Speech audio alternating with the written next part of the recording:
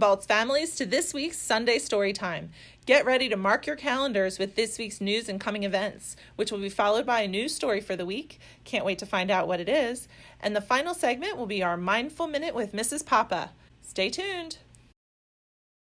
In this week's news, teachers have been hard at work to prepare for the opening of school on Monday, August 26th. You and your family are invited to get a sneak peek at the meet and greet, which is happening on Thursday, August 22nd from 4:15 to 6:15. Meet your teacher, enjoy dinner, dance with friends, come and play. There is dinner for purchase from a food truck, but there are lots and lots of free games and fun for the whole family. We hope to see you then.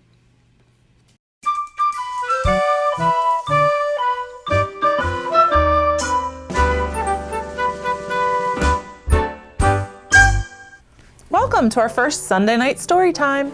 My name is Amy O'Neill and I'm the Baltz principal, and I'm excited to share one of my very favorite stories with you.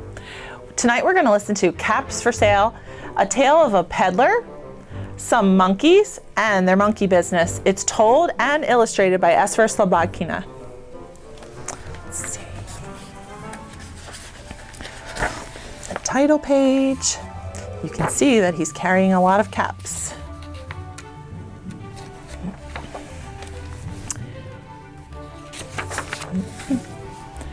Once there was a peddler who sold caps, but he wasn't like an ordinary peddler carrying his wares on his back. He carried them right on top of his head. First, he put on his very own checked cap, and on top of that, a bunch of gray caps, and then a bunch of brown caps, and then the blue caps, and on the very, very, very top, a bunch of red caps. He walked up and down the streets, holding himself very, very straight so that the caps would not fall off. As he went along, he called, "Caps! Caps for sale! 50 cents a cap!" One morning, he didn't sell any caps. He walked up the street and he walked down the street and he called, "Caps! Caps for sale! 50 cents a cap!" But nobody wanted any caps that morning. Nobody wanted even a red cap. He started to feel hungry, but because he hadn't sold any caps yet, he didn't have any money for lunch. "Well, I guess I'll just go for a walk in the country," said he, and he walked out of the town very slowly so that he wouldn't upset any of the caps. He walked for a long time, and eventually he came to a great big tree. "Oh, well, that looks like a nice place for a rest," he thought. And he sat down very slowly in front of the tree, and he leaned back little by little so that the caps on his head would not fall off. Then he put up his hand to make sure that they were straight. First his own checked cap, then all the gray caps, then the brown caps, make sure they're there, then the blue caps, and on the very, very top were all the red caps. They were all there, so he went to sleep. And he slept for a long, long time. Oh, when he woke up, he felt so good. He felt refreshed and rested. Before standing up, he felt with his hand to make sure all the caps were there. All he felt was his own checked cap. He looked to the right of him, no caps. He looked to the left of him, no caps. He looked in back of him, no caps. He looked behind the tree, no caps. This is a mystery.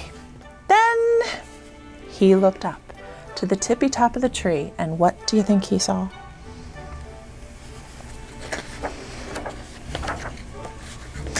On every single branch of that tree sat a monkey, and on every single monkey was a gray or a brown or a blue or a red cap. Look at those monkeys. The peddler looked at the monkeys. The monkeys looked at the peddler. He didn't know what to do. Finally, he spoke to them. He said, "You monkeys, you give back my caps." And the monkeys looked at the peddler and they said, "Eek, eek, eek, eek, eek." "Oh, This made him very angry. So he shook both of his hands at them and he said, "You monkeys, you give back my caps." And the monkeys looked at the peddler and they said, "Eek, eek, eek, eek, eek." Now he was so angry, he stamped his foot. Stamp your foot when you say this.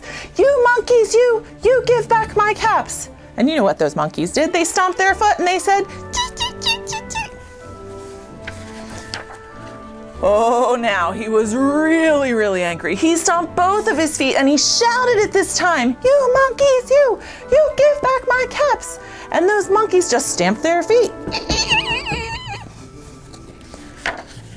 Oh, he was so mad that now he pulled off his own cap and he threw it on the ground and he started to walk away. Who knows what's going to happen now?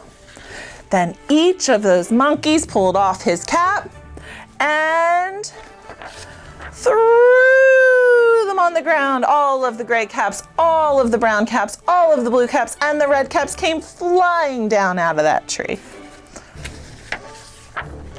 So the peddler picked up his caps. He put them back on his head. First his own checked cap, then the gray caps, then the brown caps and the blue caps, and the red caps were very, very on top.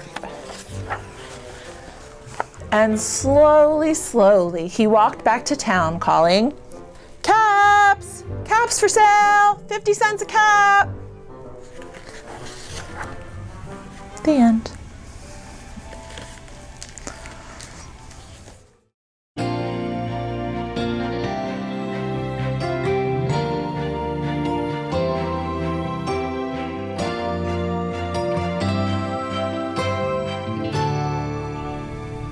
Hi Balts community, today we're going to focus on belly breathing. Staying calm is not easy, especially when you're having big feelings like feeling frustrated or angry. Your brain and body can quickly feel out of control. One way to get your body feeling calm again is to take some deep breaths. Belly breathing will help your breathing go back to normal.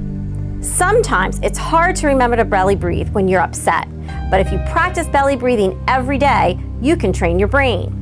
So let's practice belly breathing. Start by sitting up nice and tall. Put your hands on your belly and take a slow, deep breath in, making your belly grow big.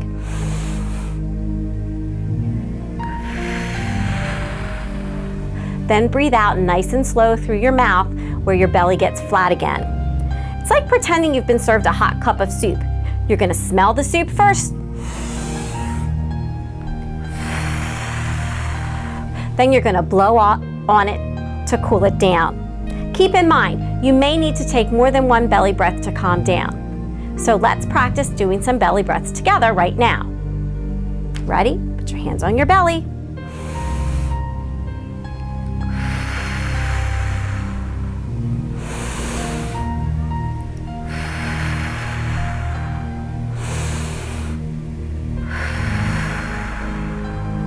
Try using belly breathing when you're feeling upset.